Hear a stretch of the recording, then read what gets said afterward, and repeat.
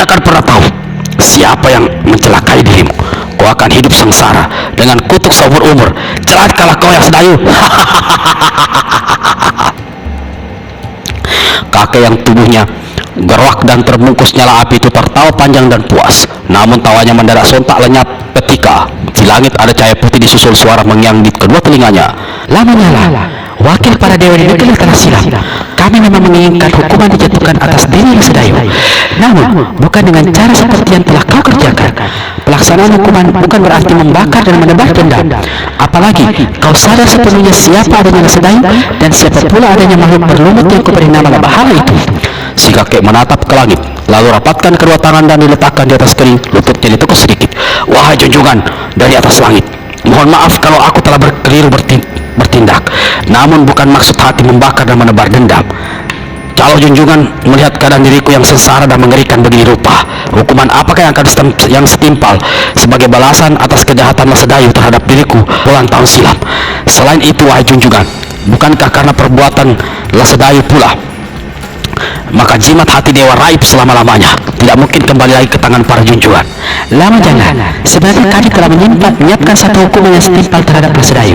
Namun kedahuluan oleh tindakanmu sungguh sangat disayangkan. Kau mengambil keputusan dan bertindak sendiri, tidak menaruh hormat dan berunding dulu dengan kami, karena segala apa yang telah terjadi sepenuhnya akan menjadi tanggung jawabmu. Rahang si kakek api menggebung, telinganya panas dan hatinya meradang. Wahai para junjungan, sudah nasib dari kami manusia di bumi ini. Jika salah langsung diterpa, jika celaka tidak pernah diambil kira. Puluhan tahun aku hidup dengan sosok hanya tinggal sebelah. Siapa yang peduli akan kesembuhanku? Manusia di bumi tidak, para dewa di langit juga tidak. Tapi ketika aku mengambil keputusan memperkarakan makhluk jahat bernama Sedayu, kesalahan justru ditimpakan pada diriku. Wahai junjungan, seperti katamu, aku akan bertanggung jawab atas segala apa yang terjadi sebagai akibat perbuatanku. Tapi ketahuilah, mulai saat ini jangan disebut lagi diriku sebagai wakil para dewa di negeri Latana Silam. Kelak Labahala tidak hanya akan membuat kegegeran di permukaan bumi Latana Silam, tapi juga akan membuat heboh para dewa di atas langit sana. Si kakek tundukkan kepala, tekuk lututnya lalu berkelebat tinggalkan tempat itu. Di atas langit sinar putih menyambar ke atas pulau, namun lama nyala telah lenyap tanpa bekas. Kita kembali ke istana kebahagiaan. Seperti dituturkan dalam bab 5, kakek sakti bernama Lapicakana yang buntung paha kirinya akibat tebasan kepak maut naga geni 212 akhirnya menemui ajal dibunuh oleh hantu muka dua. Karena menganggap kakek itu tidak ada gunanya lagi, saat matahari mulai naik, udara tampak cerah. Di sebuah jalan rahasia di sebelah timur istana kebahagiaan, datang seorang kakek berkelebat cepat, lari sambil mendukung seorang kakek di atas bahunya.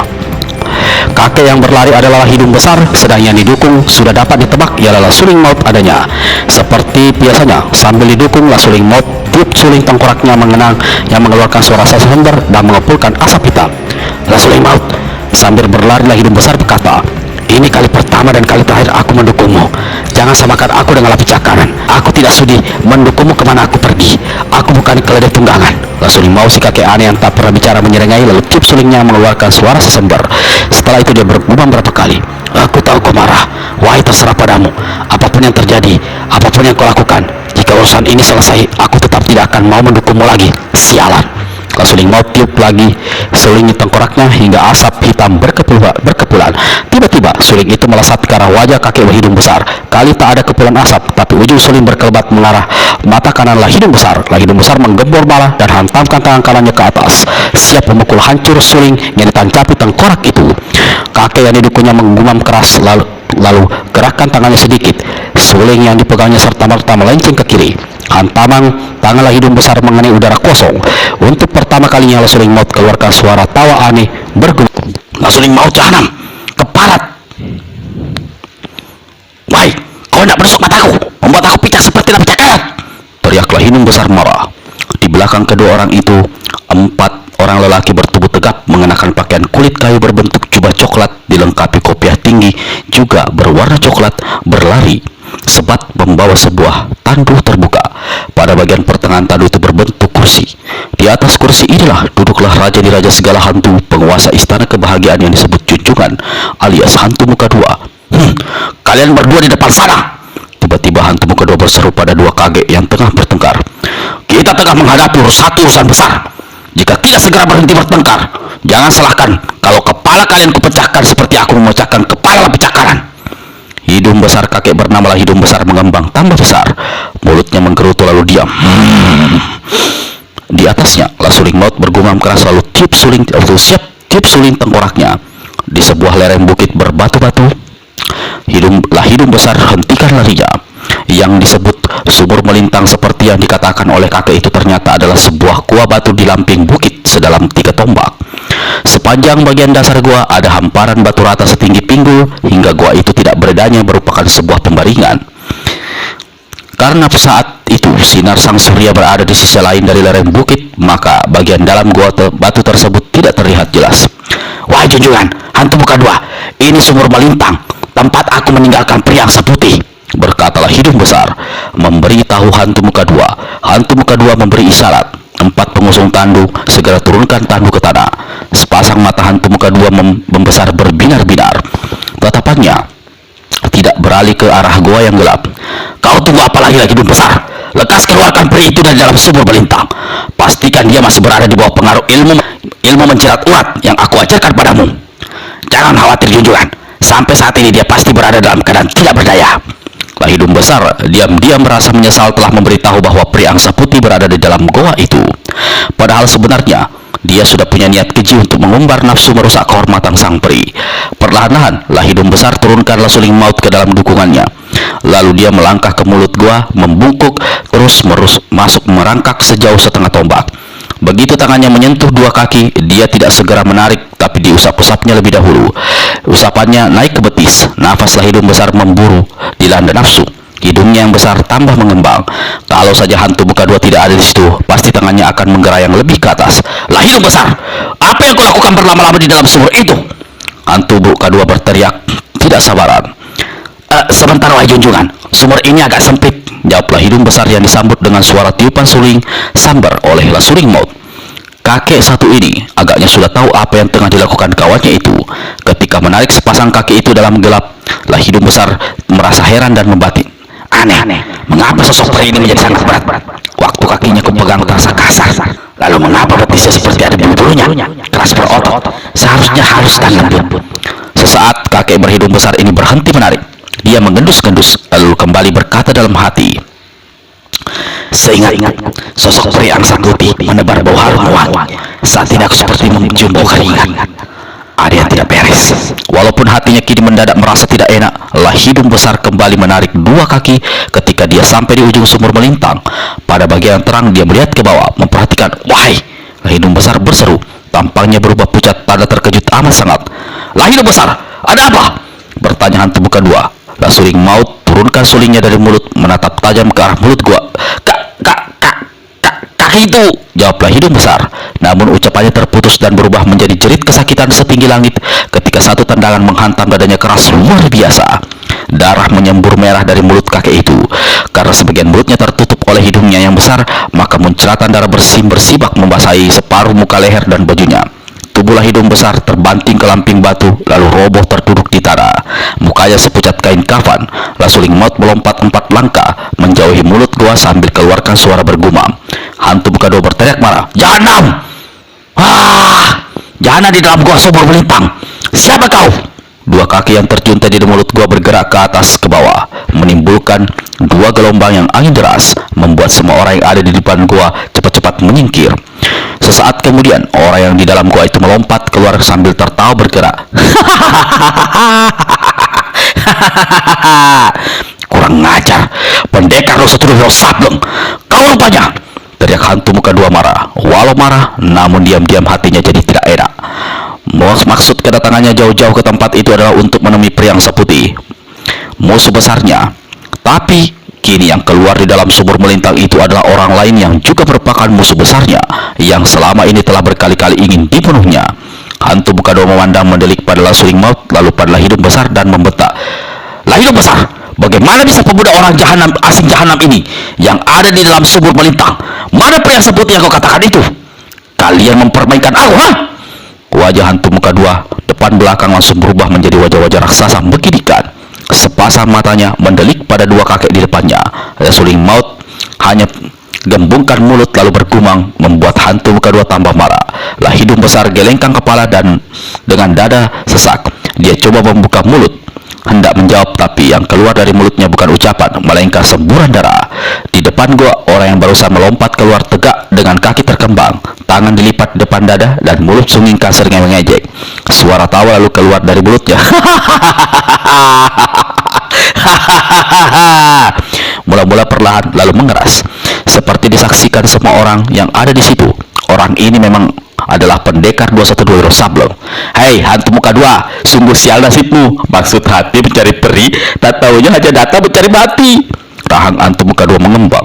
Gerahamnya bergelut mengeluarkan suara bergemetakan.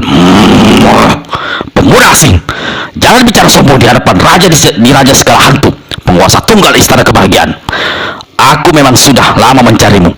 Hari ini jangan harap kau bisa loloskan diri dari kematian. Jangan mimpi bisa kembali hidup-hidup ke negeri asalmu. Telah membentak, hantu muka dua masih sempat berpikir apa sebenarnya yang telah terjadi dan di mana beradanya peri angsa putih. Hal yang sama juga menjadi tanda tanya di dalam dirilah hidung besar, sementara Losini maut seperti biasa unjukkan sikap tidak acuh. Hal ini membuat kemarahan hantu muka dua menjadi tambah menggelegak. Dia berpaling pada hidung besar dan berkata, "Kalian yang punya pekerjaan, kalian yang bertanggung jawab, lekas bunuh pemuda asing itu dan tunjukkan padaku di mana peri angsa putih." Hidung besar tak bisa menjawab karena dia memang tidak tahu apa sebenarnya yang telah terjadi. Mengapa tahu-tahu pendekar 212 telah berada di tempat itu dan juga tidak tahu di mana beradanya peri angsa putih saat itu. Selain itu, hidung besar berada dalam keadaan terluka parah di dalam akibat tendangan Wiro.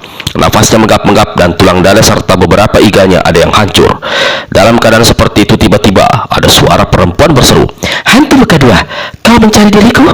Aku ada di sini." Hantu muka dua dan semua orang yang ada di lereng bukit batu itu kecuali Wiro palingkan kepala ke arah datangnya suara.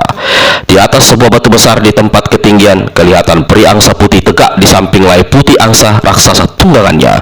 Ternyata di situ dia tidak sendirian. Di sebelahnya tegak seorang gadis ramping tinggi semampai mengenakan pakaian biru. Di keningnya menempel sekuntum bunga tanjung kuning. Semua orang terpesona melihat kecantikan gadis satu ini yang tak kalah anggun dengan peri angsa putih. Lucinta, desis hantu muka dua. Bagaimana dia bisa bergabung dengan peri angsa putih? Apa hubungan antara dua gadis itu? Penguasa istana kebahagiaan ini lantas ingat pada peristiwa ketika dia berhasil menjebak dan membawa gadis itu ke tempat kediamannya di bawah telaga Situ Hitam sebelum digusur oleh peri angsa putih beberapa waktu lalu. Kemunculannya pasti membawa dendam, karena hantu muka dua tahu Lucinta bukan gadis sembarangan dan merupakan murid seorang nenek sakti bernama hantu lembah Lai Katak Hijau, dan juga merupakan cucu kandung nenek sakti lainnya yang dijuluki hantu penjunjung roh. Mengingat sampai di situ, hantu muka dua diam-diam menjadi was-was. Apalagi dia mempunyai pantangan memburu perempuan. Akan cukup sulit baginya untuk menghadapi langsung dua gadis jelita berkepandaian tinggi itu.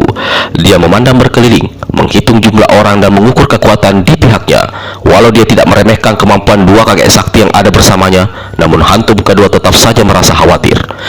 Kakek hidung besar jelas tidak bisa diandalkan lagi. Maka makhluk yang mengaku raja di raja segala hantu ini lantas memberi isyarat pada 4 orang lelaki berjubah yang menjadi pengusungnya.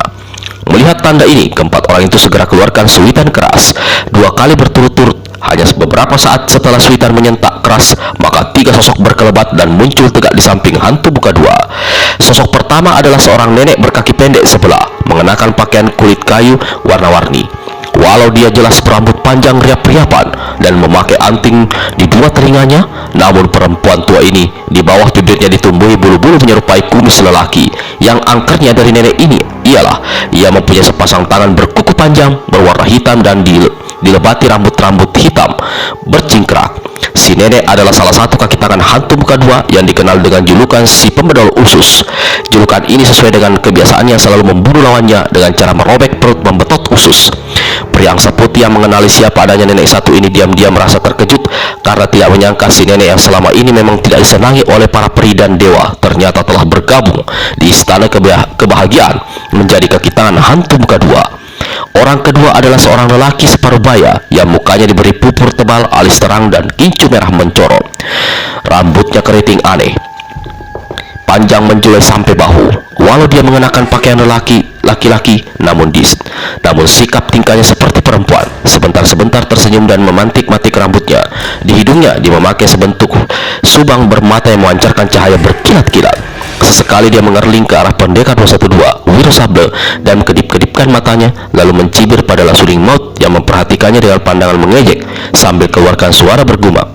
Di negeri Ratana Silam, orang ini dikenal dengan nama si betina bercula. Nama itu cukup menjadi pertanda bahwa dia sebenarnya seorang lelaki yang punya kelainan dan menjalani hidup sebagai perempuan. Konon selama belasan tahun dia lenyap tak diketahui kemana perginya. Begitu muncul, tahu-tahu dia sudah menjadi kepercayaan hantu muka dua. Kalau Lucinta tidak mengetahui siapa adanya si betina bercula, lain halnya dengan pria angsa putih. Melihat si betina bercula, dia langsung merasa khawatir terhadap keselamatan pendekar 212 Wiro Sableng. Apalagi dari sikapnya dia jelas mengincar pemuda asing itu. Orang ketiga yang muncul bersama nenek pemodal usus dan si betina tidak bercula dikenali Wiro bukan lain adalah si pelawak Sinting, seorang kakek aneh yang pernah menunjukkan sikap baik menolong sang pendekar, tetapi kemudian menjebloskannya ke sebuah lubang maut, dan ternyata dia adalah kaki tangan hantu muka dua. Namun saat itu Wiro menjadi bingung dan sulit menerka apakah si pelawak Sinting yang muncul ini adalah palsu atau yang asli, seperti yang diceritakan dalam serial terdahulu berjudul Hantu Tangan 4 ada di channel ini. Pelawak Sinting yang asli adalah seorang kakek baik-baik. Kakek ini mempunyai kesukaan bernyanyi sambil menari. Kemana-mana selalu membawa payung daun yang diletakkan di atas kepalanya, serta membekal sebuah tambur terbuat dari batang kayu yang dilubangi. Lalu, salah satu sisinya ditutup dengan kulit binatang yang dikeringkan. Selain itu, caranya berpakaian selalu menodorkan celananya di bagian belakang ke bawah hingga pantatnya yang hitam dan kasap tersingkap kemana-mana. Sialan benar, kata Wiro memaki dalam hati sambil menggaruk-garuk kepala. Bagaimana aku mengetahui kakek ini pelawak Sinting asli yang baik atau pelawak Sinting palsu yang jahat? Dulu pelawak Sinting yang asli telah merampas payung serta tambur itu dari si pelawak Sinting palsu. Pelawak Sinting palsu adalah kakek kembar yang asli. Tapi sekarang kakek itu muncul membawa payung dan tambur seperti milik pelawak Sinting. Apakah dia yang asli atau yang palsu? Tapi berhasil mendapatkan atau membuat sendiri payung daun dan tambur itu. Pendekar 112 coba mengingat-ingat. Antara dua kakek Sinting kembar itu memang sulit dibedakan. Mulutnya sama-sama tongkos, mata sama-sama belok, dan hidung sama-sama pesek. Lalu pantat juga sama-sama hitam burik. Bahkan suaranya tidak pesek. Suara. Aku ingat sekarang. Pelawak Sinting yang asli tidak bisa menyebut namaku dengan lempeng. Dia tidak bisa menyebut Wiro, seolah lidahnya keluh melafalkan huruf R. Selain itu, dia suka cekukan seperti anak kecil. Walau aku yakin kakek ini si pelawak Sinting palsu, tapi ada baiknya aku menguji dulu agar tidak kesalahan. Sobatku kakek pelawak Sinting, Wiro berseru. Aku gembira bisa bertemu lagi denganmu. Apa kau masih ingat namaku? Payung di atas kepala si pelawak Sinting menyembul ke atas. Kakek ini menyongkan mulutnya yang tongkos. Aku masih belum buta. Bukankah kau pemuda asing bernama Wiro Sableng itu? Tidak disangka aku mendapat perintah untuk membunuhmu kembali. Telinga Wiro seperti mengiang. Dia mampu menyebut namaku dengan benar. Berarti dia memang si pelawak Sinting palsu sialan itu. Wiro membatin. Lalu dia berkata lagi, walau kau sudah mendapat hajaran dari adikmu, rupanya kau belum kapok. Apa kali ini kau akan menjebloskan aku ke dalam lubang? Belum sempat si pelawak Sinting palsu yang bernama Labodong itu menjawab, betina bercula goyangkan pinggulnya sambil menarik dan merapikan rambutnya. Dia berkata, wahai, kalau kau memang ingin masuk lubang, biar sekali aku yang mencarikan lubang untukmu. Orang muda bertampang gagah. Mari aku bisikkan sesuatu padamu. Habis berkata begitu, si betina bercula melompat di hadapan pendekar 112. Wiro segera mundur menjauh, tapi lengannya sudah terpegang dan tahu-tahu mulut betina bercula sudah berada dekat telinga kirinya. Wiro cepat tarik tangan dan jauhkan kepalanya, namun betina bercula masih sempat menjilat daun telinga sang pendekar. Sambil tertawa cekikikan, lelaki berperangai ke banci ini kembali ke tempatnya semula. Wahai, telingamu pahit-pahit asin, tapi lumayan enak juga. Wiro usap telinganya yang barusan dijilat tengkuknya, merasa dingin. Dalam hati dia memaki panjang pendek. Siapa? Kalian semua dengar. Tiba-tiba hantu muka dua membentak. Kita kemari bukan untuk bergurau, tapi untuk menangkap pria itu hidup-hidup, juga kawannya yang berpakaian biru itu. Tugas paling utama adalah membunuh pemuda asing bernama Wiro Sableng itu. Penguasa tertinggi Istana Kebahagiaan, kami siap melakukan, katalah hidung besar sambil mencoba tegak, tapi terhuyung-huyung lalu jatuh terduduk. Makhluk tak berguna. Lebih baik aku pecahkan saja kepalamu sepertilah pecah kanan, kata hantu muka dua pula. Lasuling Maut bergumam panjang. Dia angkat suling tengkoraknya sambil mengerahkan tenaga dalam. Ujung suling itu ditusuk-tusukannya ke beberapa bagian tubuh kakek kawannya. Walau apa yang dilakukan si kakek tidak menimbulkan luka luka dalam. Lahidung besar, namun hebatnya Lahidung besar kini masih merasa ada satu kekuatan besar masuk ke dalam badannya. Satu kekuatan besar masuk ke dalam badannya yang membuat dia mampu bangkit berdiri. Begitu kakek ini berdiri, Lasuling Maut segera melompat naik ke atas bahunya. Nenek berjuluk si pembedot usus kembangkan dua tangannya dan lalu keluarkan pekikan keras. Sekali berkelebat, dia sudah mendahului melesat ke arah ketinggian dan hijakan kaki dua. Tombak di depan batu besar di mana pria angsa putih dan Lucinta berada. Si pelawak sinting palsu berkelebat pula mengikuti gerakan si nenek. Ketika Lahidung besar hendak melompat pendekar dosa dua, si betina bercula cepat berkata, "Pemuda satu itu bagianku, jangan ada yang berani menyentuhnya." Jangan kau berani main-main di hadapan junjungan kita, bentak Lahidung besar. Sementara di atasnya, Lasuling Maut mulai tiup sulin tengkoraknya dan kepulkan asap racun yang sanggup membuat beku aliran darah. Lahidung besar kelihatan marah, tapi sebenarnya dia merasa gembira karena dalam keadaan terluka dalam seperti itu, dia tak perlu turun tangan dan melakukan serangan. Tapi di atas pundaknya Lasuling Maut yang sudah gatal ingin segera turun tangan bergumam marah. Siapa yang main-main? Lihat bagaimana aku membunuhnya, balas berteriak si betina bercula. Tubuhnya melesat melewati dua kakek itu, dan sesaat kemudian tangan kirinya menyambar ke arah leher Wiro dalam gerakan menabas yang sangat ganas. Tentu saja murid Eyang Sinto Gendeng itu menyingkir demi selamatkan diri. Tapi baru saja dia bergerak, tiba-tiba tangan kanan betina bercula melesat ke arah perutnya. Sialan, maki Wiro karena tidak menyangka, dan lagi pula gerakannya mengelak tertahan oleh lamping batu yang ada di belakangnya. Sementara serangan lawan datangnya seperti kilat, Wiro hampir tak punya kesempatan untuk selamatkan diri. Tapi gilanya, ternyata apa yang dilakukan betina bercula hanyalah merabah bagian tubuh di bawah pusar pendekar 212 lalu melompat menjauh. Sambil tertawa cekikikan, dia usapkan tangannya ke yang barusan merabah ke hidungnya sendiri. Banci kurang ajar, rutut pendekar 212 marah sekali dan merinding kuduknya. Sambil kerahkan tenaga dalam ke tangan kanan, dia melompat dan menghantam ke arah si betina bercula. Namun saat itu pula Lahidung besar yang dihardik oleh hantu kedua berkelebat lagi dari samping menghadangnya. Dari atas pukungannya, Lasuling Maut bergumam keras lalu sebabatkan sulin tengkoraknya. Asap hitam mengepul menyambar ke arah kepala murid Eyang Sinto Gendeng dari gunung gede ini. Kita ceritakan sedikit bagaimana Lucinta sampai berada di tempat itu. Sesaat setelah pria angsa putih di bawah kabur oleh Lahidung besar, Lucinta yang tengah melanjutkan perjalanan sambil melakukan penyelidikan tentang asal-usul dirinya sampai di tempat berlangsungnya perkelahian. Hatinya gembira karena dia melihat pendekar 212 di kejauhan. Namun pemandangan lain membuat gadis ini merasa tidak enak. Selain itu, sudah sejak beberapa hari ini, Lucinta merasa seolah ada seseorang yang selalu membayangi perjalanannya dari jauh. Lucinta menemukan Lai Putih angsa milik pria angsa putih di balik batu-batu bukit, tapi si pemiliknya sendiri tidak kelihatan di tempat itu. Ketika dia mendekati binatang ini, dia melihat ada sepasang kaki putih tersembul di bawah sayap angsa. Ada perempuan bersembunyi di bawah sayap angsa itu. Jangan-jangan sesuatu terjadi dengan dirinya, pikir Lucinta. Dia mempercepat langkahnya. Belum sempat dia mencapai Lai Putih, tiba-tiba seorang gadis berpakaian ungu menyelinap keluar dari balik sayap angsa. Gerakannya cepat sekali. Lucinta hendak memanggil, tapi gadis itu telah berkelebat di balik bebatuan. Hei, siapa gadis itu? Mengapa dia bersembunyi dalam melarikan diri kalau tidak membekal maksud Tuhan baik? Lucinta sampai di samping angsa raksasa. Lai Putih, mana pria angsa putih? Mengapa kau seperti memencilkan diri di balik batu? Lucinta bertanya dan usap-usap leher angsa putih itu. Lai Putih rundukkan kepalanya sambil keluarkan suara mendesah halus. Dua sayapnya direntangkan dan digesek-gesekkan ke bawah. Lucinta menduga-duga apa kira-kira yang hendak disampaikan binatang itu kepadanya. Lai Putih kemudian mematuk-matuk bebatuan di depannya dan sayapnya dikepakkan berulang kali. Lai Putih, mungkin kau menyuruhku naik ke atas punggungmu dan mengajakku terbang. Baik, aku akan menunggangimu. Lucinta ingat pada Wiro dan hentikan ucapannya. Dia memandang ke arah kejauhan. Wiro dilihatnya masih berada di tempat tadi, tegak seorang diri sambil memegang selendang berwarna biru. Kalau aku tidak salah menduga, selendang itu adalah milik pria angsa putih. Apakah sang peri memberikannya kepada Wiro? Lucinta merenung sambil gigit-gigit bibirnya. Lai Putih kembali mematuk-matuk dan keluarkan suara mendesah, tanda tidak sabaran. Wah, kau sudah tidak sabar rupanya sahabatku. Baik, aku akan naik ke punggungmu. Tapi aku harus berhati-hati. Jangan sampai aku jatuh, wahai Lai Putih. Terbangkan aku ke tempat di mana beradanya pria angsa putih. Sekali melompat, Lucinta telah berada di atas angsa putih itu. Tanpa menunggu lebih lama, Lai Putih segera melesat terbang ke arah timur.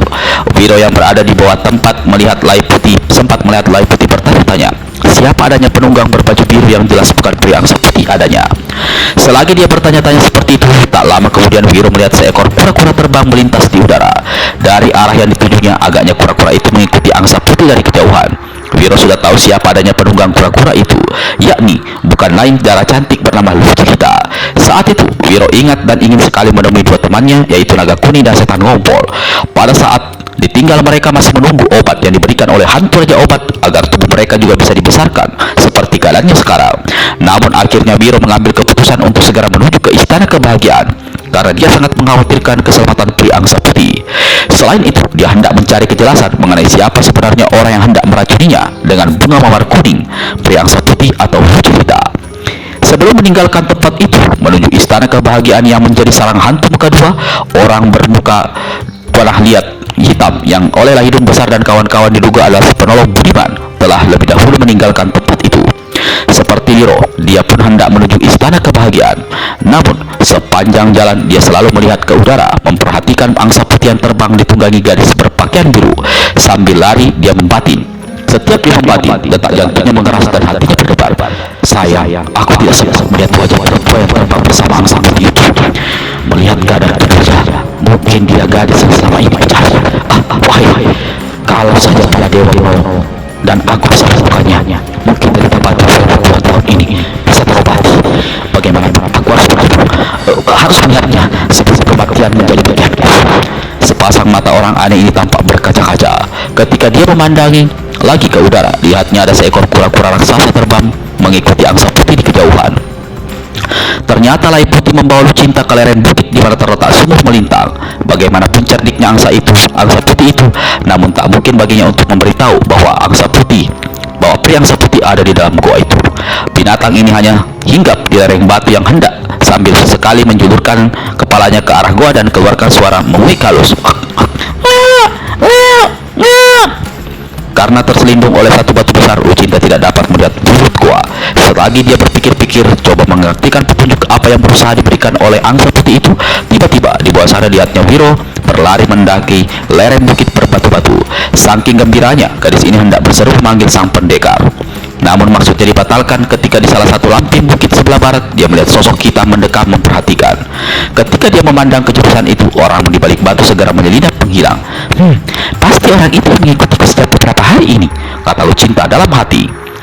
Setelah berpikir sejenak, gadis ini akhirnya menuruni lereng bukit menemui pendekar 212, Wiro Sableng. Wiro sendiri sebenarnya telah melihat sosok angsa putih di bawah batu sana. Dia tidak menduga kalau penunggangnya adalah darah cantik bernama Lucilita yang sejak pertemuan mereka pertama kali selalu dikenangnya. Apalagi kakek gendut si hantu raja obat yang menolong membesarkannya pernah membisikkan kata-kata yang kadang-kadang terngiang di telinganya.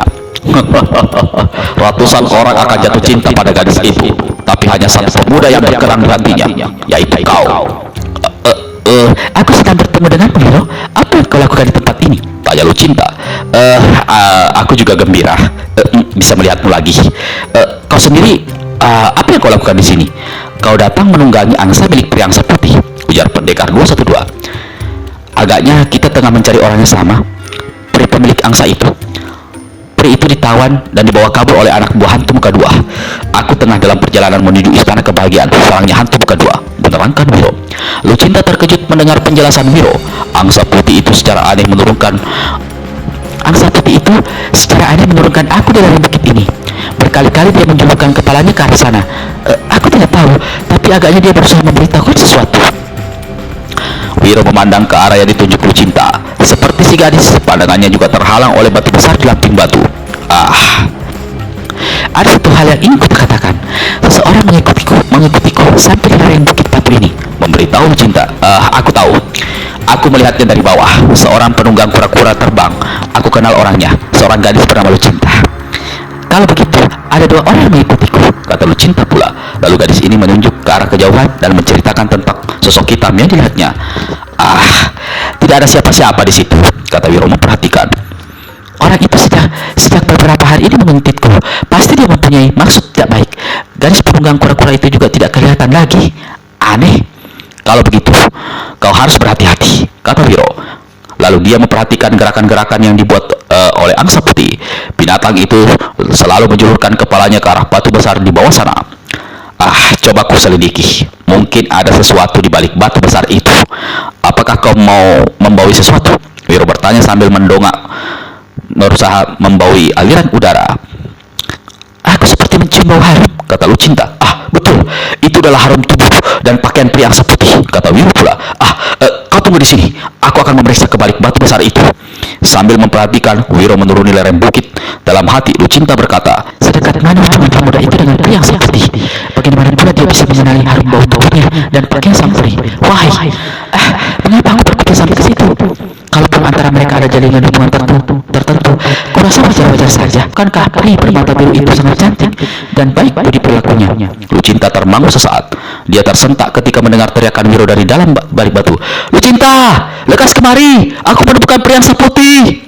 Lucinta segera menuruni lereng bukit batu. Wiro dilihatnya berdiri di depan sebuah gua. Ketika dia menunduk dan memperhatikan ke dalam gua, benar saja, di dalam sana terbujur sosok perempuan berpakaian sutera putih dan menebar bau harum. Jangan-jangan dia sudah jadi mayat, mati dulu, kata Lucinta dengan wajah cemas. Waktu tadi kusentuh kakinya masih terasa panas. Tolong aku menarik tubuhnya keluar dari dalam gua. Dua orang itu menarik sosok tubuh pria angsa putih yang ada di dalam gua atau sumur melintang, lalu membaringkannya di satu tempat datar. Dia masih bernafas, tapi tubuhnya tidak bergerak. Mungkin pingsan. Wiro gelengkan kepala, lalu menceritakan apa yang terjadi dengan pria angsa putih waktu berkelahi melawan kakek bernama Lahidung Besar. Berarti dia terkena ilmu penyerap tubuh yang disebut ilmu menjilat jiwa, ilmu menjilat urat. Orang yang berada di bawah pengaruh ilmu ini akan menjadi seperti pingsan, mata terpejam, tubuh tak bisa digerakkan. Setauku itu adalah salah satu ilmu yang dimiliki oleh hantu buka dua. Telah mengajarkannya pada Lahidung Besar, kata Wiro. Lalu dia berlutut di samping tubuh pria angsa putih. Di leher sang peri sebelah kanan kelihatan tanda kebiru-biruan. Ilmu totokan tanpa menyebut, kata Wiro dalam hati. Lalu dia ulurkan tangannya, siap untuk menotok urat besar di leher sang peri. Di sampingnya Lucinta mengeluarkan suara tertahan. Wiro berpaling, dilihatnya gadis itu memandang padanya dengan wajah kemerahan. Pendekar 1-2 garu-garu kepala lalu tertawa. Dalam hati dia membatin, mungkin gadis ini cemburu kalau aku menyentuh pria angsa putih. Memikir begitu, maka Wiro berkata, Lucinta, hanya ada satu cara untuk membebaskan pria angsa putih dari sirapan ilmu menjilat jiwa, yaitu menotok uratnya yang kelihatan biru itu. Paras Lucinta mendadak tambah merah. Gadis ini palingkan mukanya ke jurusan lain. Walah, apa yang salah? Apalagi yang salah ini? Pikir Wiro sambil garuk-garukan kepala. Begitu dia ingat, meledak tawanya. Mengapa kau tertawa? Tanya Lucinta heran. Aku melihat wajahmu merah sampai ke telinga. Aku tahu sebabnya. Kau mungkin menganggap aku kurang ajar. Bukankah totok di negeri ini berarti payudara perempuan? Kau sudah tahu mengapa masih menyebut? Tanya Lucinta merenggut. Tapi mulutnya mengembang, bibirnya bergetar, lalu tawanya menyembur tak tertahankan lagi. Karena malu, gadis ini akhirnya tutup wajahnya dengan kedua tangan. Seharusnya aku mengatakan tutup, bukan Sudah, kau harus segera menolong pria angsa putih, kata Lucinta pula. Kau yang melakukan. Aku akan memberitahu caranya. Lalu Wiro luruskan 2 jari tangan kanannya. Kerahkan tenaga dalammu ke tangan. 2 ujung jari yang diluruskan harus menutup urat besar di leher itu. Tapi ingat, pada saat jari menutup, tenaga dalam harus sudah sampai di ujung-ujung jari, bukan sebelum atau sesudahnya. Aku takut kesalahan. Kau saja yang melakukan, kata Lucinta sambil menggeleng. Wiro pegang tangan kanan si gadis. Luruskan 2 jarimu, yang tengah dan yang telunjuk. Lucinta diam saja. Dia pandangi tangan Wiro yang memegangi tangannya. Tangannya bergetar aneh. Getaran itu terasa sampai ke dada, membuatnya seolah tenggelam dalam satu kebahagiaan yang sebelumnya tak pernah dirasakan. Seumur hidup, baru sekali ini Lucinta dipegang tangannya oleh seorang lelaki. Dia ingin menarik, tapi seperti ada yang mendorong agar dia tidak melakukan hal itu. Hei, katamu kita harus segera menolong peri ini. Kau tunggu apa lagi, Lucinta? Sementara itu, tanpa tahu, kedua orang yang sedang berpegangan tangan ini, di balik sebuah batu besar, seorang gadis berpakaian jingga menggigit bibirnya, memperhatikan Wiro dan Lucinta. Aku memang sudah menduga, ternyata gadis yang bernama Lucinta itu lebih berbahaya daripada pria angsa putih. tidak tahan melihat Wiro berpegang-pegangan dengan Lucinta. Gadis di balik batu itu yang bukan lain adalah Lucinta adanya. Akhirnya balikkan diri, tinggalkan lereng bukit itu, menuju ke satu tempat yang dikelilingi batu-batu tinggi, di mana dia meninggalkan kura-kura raksasa tunggangannya. Baru saja dia duduk di punggung kura-kura coklat itu, tiba-tiba sudut matanya melihat satu bayangan berkelebat dekat batu besar di sebelah kiri. Lucerita berpaling. Dia tegak tergagau ketika melihat di atas batu besar yang hanya terpisah kurang dari 10 tombak di sebelah kirinya, tegak seorang berpakaian serba hitam. Mukanya tertutup oleh sejenis tanah liat yang dicat hitam, hingga seperti siapa adanya orang ini atau bagaimana wajah aslinya sulit dikenali. Setan alas gentayangan siang bolong, Lucerita memaki sendiri, lalu menggebrak tunggangannya. Ah, tunggu. Katakan, apakah kau gadis anak murid nenek sakti dari Lembalai Katak Hijau bernama Lumah Sigi?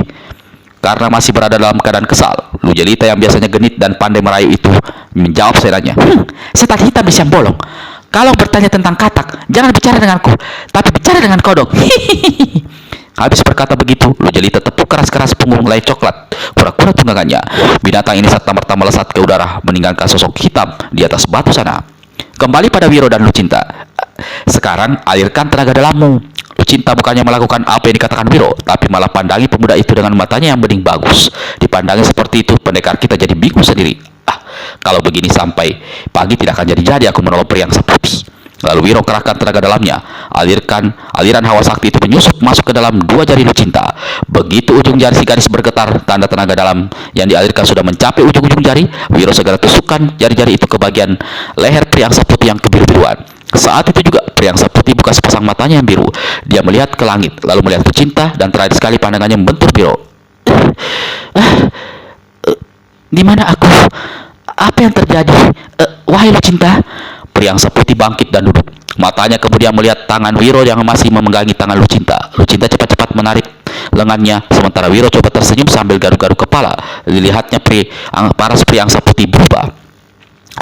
Kalian berdua sedang apa di sini? Tanya sang pri perlahan, dan ada nada kecemburuan dalam pertanyaan itu. Wiro tak bisa menjawab. Lucinta juga tak mengeluarkan suara. Dalam hatinya, gadis ini berkata, jangan-jangan pri ini menduga aku tengah berbuat yang bukan di tempat ini bersama Wiro.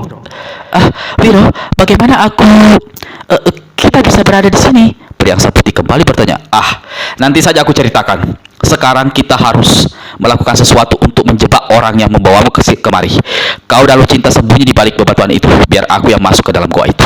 Ternyata, seperti yang diceritakan sebelumnya, Lahidung Besar memang kena ditebak ketika dia muncul di tempat itu bersama rombongan orang-orang istana kebahagiaan.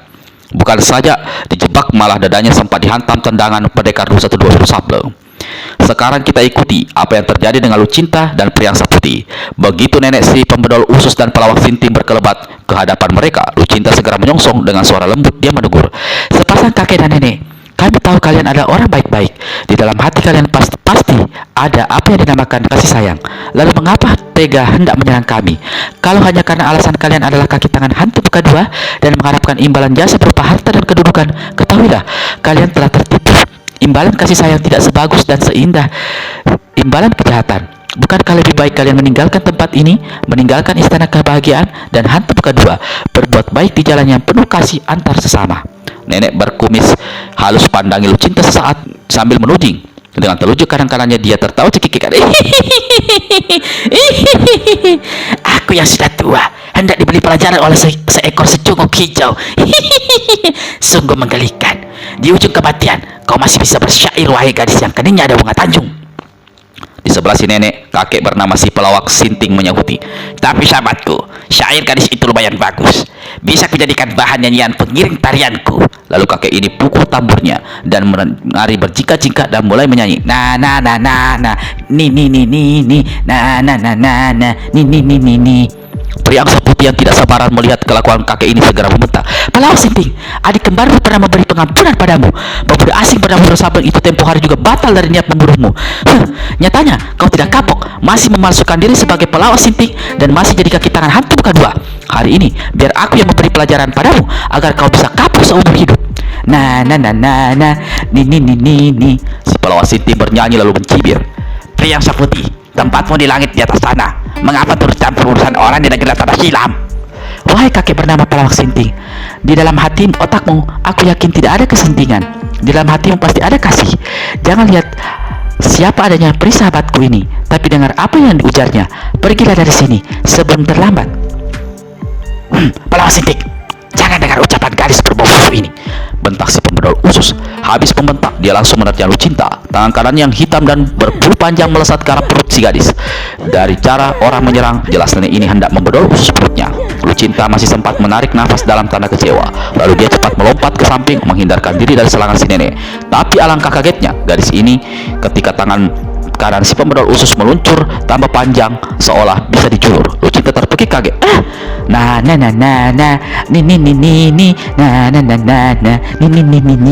Si Pahlawan Sinting terus bernyanyi dan memukul tamburnya. Namun sepasang matanya yang belok melirik tajam ke arah Priangsa Putih. Priangsa Putih yang tahu ketinggian ilmu dan keganasan nenek berkumis halus berkaki pendek sebelah itu. Apalagi seketika melihat bagaimana sekali menggebrak saja dia siap untuk menghantam jebol perut Lucinta. Tanpa tunggu lebih lama, segera goyangkan kepalanya. Dua larik sinar menderu keluar dari sepasang matanya, membesat ke arah nenek si pembedol usus. Bersesat. Kau telah banyak mencelakai kawan-kawanku. Hari ini aku mewakili mereka menghukummu. Teriak si pembedol usus. Nenek ini marah sekali karena dua larik sinar biru dari mata sang peri memaksa dia menarik pulang serangannya yang tadi dianggapnya dapat merobek perut Lucinta. Didahului pekik melengking, sosok si nenek melesat dua tombak ke atas. Tapi aneh dan mengerikannya, dua tangannya yang hitam melayang tertinggal di sebelah bawah seolah tanggal dari persendian, melesat menyambar ke arah perut sang peri. Dua tangan pembedot roh, seru Priangsa Putih yang mengenali serangan ganas yang dilancarkan si nenek. Dengan tenang, dia membuat gerakan mengelak. Namun tak disangka, di sebelah atas kaki kanan lawan yang tadi melayang di udara menderu mengincar batok kepalanya di sebelah belakang. Dan lebih celakanya lagi, di saat yang sama, payung daun milik Pahlawan Sinting berputar melayang menyambar ke arah leher kanan Priangsa Putih. Seperti diketahui, payung itu walau terbuat dari daun kering, namun memiliki kehebatan luar biasa. Jangankan tubuh manusia, pohon atau batu saja pasti akan putus jika sampai terkena tersambar. Diserang dari 3 jurusan seperti itu, sungguh sulit Priangsa Putih untuk selamatkan diri. Salah satu dari 3 serangan pasti akan bersarang di tubuhnya, yaitu 2 sambaran tangan yang akan merobek dan membedol ususnya, tendangan pada bagian belakang kepala atau tebasan payung daun. Lucinta kaget besar. Priangsa Putih yang barusan menolongnya dari serangan si nenek ini kini malah dikeroyok ganas seperti itu. Wahai, jika kasih tidak lagi dapat menyejukkan hati, menyehatkan pikiran, jangan salahkan kalau kekerasan merupakan jalan keluar yang tidak enak. Gadis itu berseru, tubuhnya bergerak seperti sosok seorang penari. Dua tangannya dengan lemah gemulai didorongkan ke arah si Pahlawan Sinting. Pahlawan Sinting, awas! Serangan tangan Dewa Peraja Bumi! Yang berteriak memberi ingat si Pahlawan Sinting adalah hantu kedua, tapi terlambat. Di depan sana, payung yang hendak membabat putus bahu kanan Priangsa Putih mental hancur bertaburan. Tamburnya ikut terlempar berantakan. Di saat yang sama, si Pahlawan Sinting terpental jauh, mulutnya memuntahkan darah segar, tubuhnya terpanting ke atas tanah berbatu-batu. Menggerung kakek ini segera berkelebat bangkit, tapi dia hanya bisa keluarkan suara gerungan karena dapatkan sekujur tubuhnya lumpuh tak berdaya, tak bisa lagi digerakkan barang sedikit pun. Itulah keganasan serangan tangan dewa mengajam bumi yang dilancarkan Lucinta. Siapa saja yang sampai terkena, maka tubuhnya akan menjadi lumpuh tak berdaya, sulit disembuhkan alias bakalan cacat seumur hidup. Selama ini Lucinta jarang sekali mengeluarkan ilmu itu. Dia lebih suka menasihati lawan agar insaf dan bertobat. Namun jika lawan tak bisa lagi diajak bicara dan tetap memakan, malah nekat, maka tidak ada jalan lain. Gadis setan alas, hari ini biar aku mencabut pantangan membunuh perempuan asal kau bisa kau habisi. Teriak hantu muka dua marah besar melihat apa yang terjadi dengan si Pahlawan Sinting. Sampai-sampai dia punya niat menyalahi arah larangan. Manusia berwajah dua yang saat itu menampilkan muka-muka raksasa angkat dua tangannya. Yang satu siap melepas pukulan hantu hijau penjungkir roh, satunya lagi siap menghantam dengan pukulan tangan hantu tanpa suara. Ilmu kesaktian pertama hantu hijau penjungkir roh itu merupakan salah satu sinar hijau berbentuk segitiga yang bisa membuat sasaran menjadi leleh lunak seperti lumpur. Aslinya ilmu itu yang dirampasnya dari hantu lumpur hijau itu melesat keluar dari sepasang mata. Namun belakangan hantu muka dua mampu mengeluarkan dari tangan kiri atau kanan hingga kehebatannya menjadi berkali lipat ganda. Selain itu, pukulan tangan hantu tanpa suara yang dirampas dari hantu muka dua dari hantu tangan 4 ini bisa membuat Lucinta tersedot sebelum dihancurkan. Pada saat yang sangat menegangkan begitu rupa, tiba-tiba betina bercula berkelebat ke hadapan hantu muka dua dan berseru, "Wahai, junjungan raja di raja segala hantu, mengapa bertindak bodoh mau menyangsarakan diri sendiri, melanggar pantangan membunuh perempuan? Biar aku yang akan menghabisi gadis final berpakaian biru itu. Tapi aku mohon, jangan kau suruh bunuh dulu pemuda asing bernama Yosabel itu. Kau tahu tahu maksudku bukan? Aku sudah jatuh hati padanya pada pandangan pertama. Hantu muka dua tersadar sambil turunkan dua tangannya. Dia membentak, "Banci sialan, lekas kau habisi gadis pertama lu cinta itu." Hantu muka dua lalu berpaling pada 4 lelaki bertubuh besar yang menjadi pengusungnya dan berteriak, berikan perintah, "Kurung pemuda asing itu, jangan biarkan dia lolos. Beritahu dua kakek itu agar tidak membunuhnya." 4 lelaki pengusung tanduk hentakkan kaki kanan ke tanah lalu membuat bukit batu bergetar. Lalu mereka cabut kain coklat penutup kepala dan kibarkan ke udara. Kain itu serta merta berubah bentuk seperti sebuah segitiga dan menjadi kaku seperti sebilah besi, sehingga merupakan sebuah senjata berbahaya. Melihat sang junjungan kabulkan permintaannya, betina bercula jatuhkan diri berlutut. Terima kasih wahai junjungan, kau mengabulkan permintaanku. Sikap betina bercula benar-benar seperti menghormat dan berterima kasih. Sambil menjura dan berkata, dua tangannya enak saja meluncur ke depan memegangi paha hantu muka dua. Tangannya lalu mengusap naik ke atas. Banci jahanam, jangan sampai aku berubah pikiran menggebuk batok kepalamu, bentak hantu muka dua.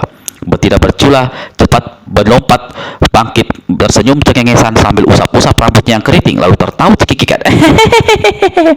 Dia segera berpaling ke arah Lucinta. Namun sebelum sempat bergerak lebih jauh, tiba-tiba terdengar satu jeritan merobek lagi. Dua tangan aneh nenek pemedol usus yang melayang di udara kelihatan berselemotan darah. Dalam genggamannya melingkar berkiloan usus manusia, mengerikan luar biasa untuk disaksikan. Lucinta keluarkan suara seperti mau muntah. Betina bercula terpekik ngeri. Apa yang terjadi? Jangan-jangan pria asap putih telah menjadi korban keganasan nenek satu itu. Pada waktu suling maut menggebukkan suling tengkoraknya dan asap beracun mengepul ganas, pendekar Rasul bersabar segera tutup jalan nafas dan rundukkan kepala seraya, balas menghantam dengan pukulan segalung ombak menerpa karang. Wiro berlaku cerdik, yang digempurnya bukan kakek di atas dukungan, tapi justru kakek yang mendukung si Lahidung Besar. Seperti diketahui, Lahidung Besar sebelumnya telah terluka parah di bagian dada dalam akibat tendangan Wiro.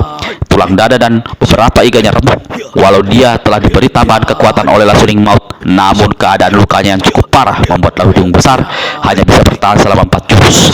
Di jurus-jurus selanjutnya, dia mulai kelabakan menjadi bulan-bulanan serangan Wiro. Apalagi Wiro sengaja menghantam dengan pukulan-pukulan sakti mengandung tenaga dalam tinggi. Lahidung Besar mulai terhuyung-huyung. Dua kakinya tak mampu lagi membentuk kuda-kuda bertahan, apalagi menyerang. Menyadari keadaan kawan yang mendukungnya seperti itu, Lasuling Maut keluarkan suara bergumam keras. Dia sedot sulingnya menghirup asap beracun dalam tengkorak.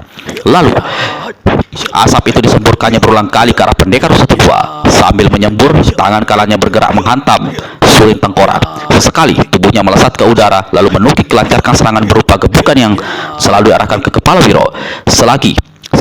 Selesai menggebuk, dia kembali hinggap di bahu Lahidung Besar. Untuk beberapa jurus, Wiro terpaksa bertahan menghadapi serangan beruntun yang dilancarkan kakek berambut putih itu. Walau dia mampu menahan nafas menjaga diri dari rasukan asap racun, namun lama-lama ada juga asap yang menembus jalan pernafasan pendekar Rustador Sable. Akibatnya aliran darah sang pendekar mulai tidak teratur. Celaka, keluh Wiro dalam hati. Dia segera mengerahkan hawa sakti untuk mengatur jalan darah dan raba kapak maut naga gidi 1-2 untuk menghindari diri dari keracunan. Seperti diketahui, selama digembleng oleh Eyang Sintogondang di puncak Gunung Gede, Wiro telah dibekali berbagai ilmu diantaranya ilmu kebal racun.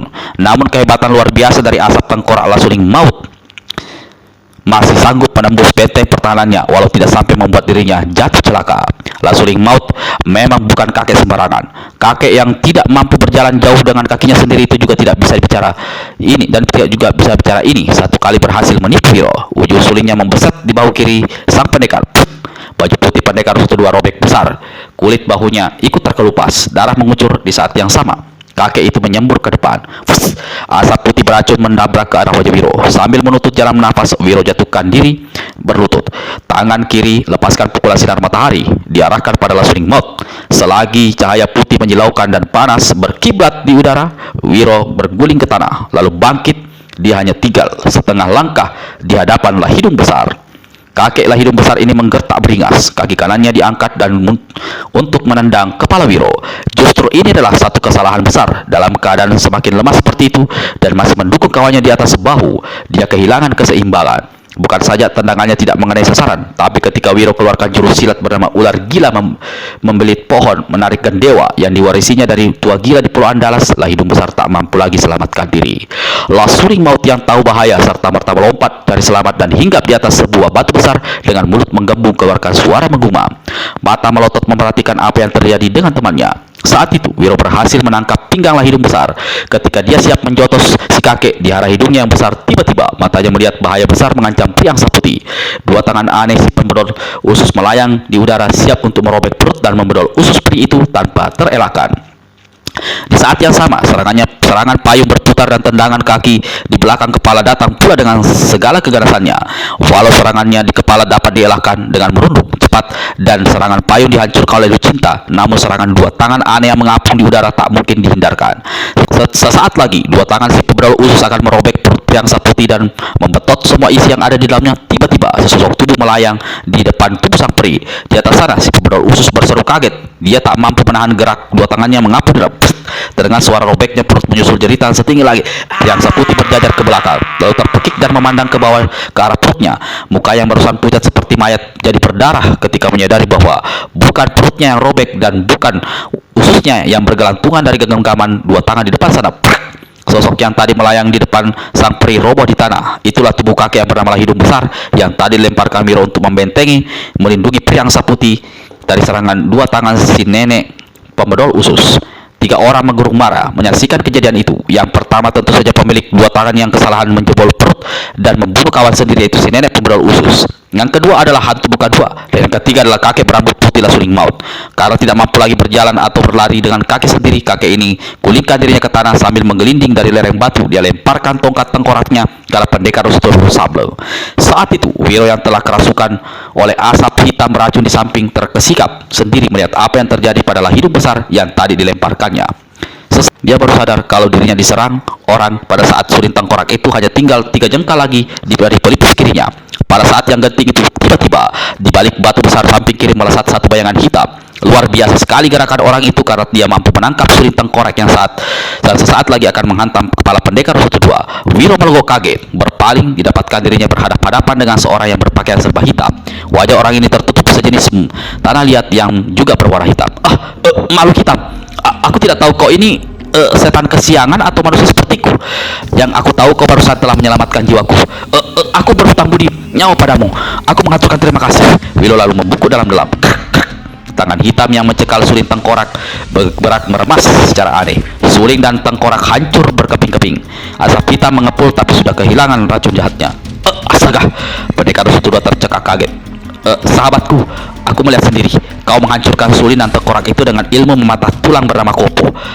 Bagaimana mungkin? Dari mana kau mendapatkan ilmu itu? Siapa kau sebenarnya? Harap Sudi memberitahu. Seperti diketahui, Wiro sendiri memiliki ilmu yang sama yang didapatkan dari nenek Neko di negeri Sakura. Di balik wajahnya yang tebal tertutup tanah liat hitam, orang berpakaian hitam tersenyum.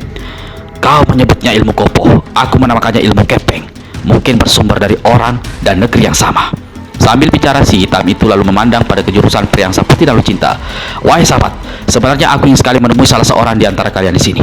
Namun agaknya kali ini bukan saat yang tepat. Aku khawatir orang yang akan kutemui akan salah menduga. Katakan apa keperluanmu? Aku pasti membantu, kata Wiro. Si hitam gelengkan kepala. Dia membuang hancuran seluring dan tengkorak lalu menggosok-gosokkan tangan kanannya ke satu sama lain. Dia, jika umur sama panjang, kita pasti bertemu lagi. Wahai sahabat, mungkin pada saat itulah aku minta tolong padamu. Aku akan menolongmu kapanpun. Aku akan menolongmu kapan saja. Sekarang, kata pendekar Sutudha. Orang bersosok serba hitam itu memandangi kejurusan Priang Saputi dan Lucinta, lalu berpaling pada Wiro. Selamat tinggal sahabat.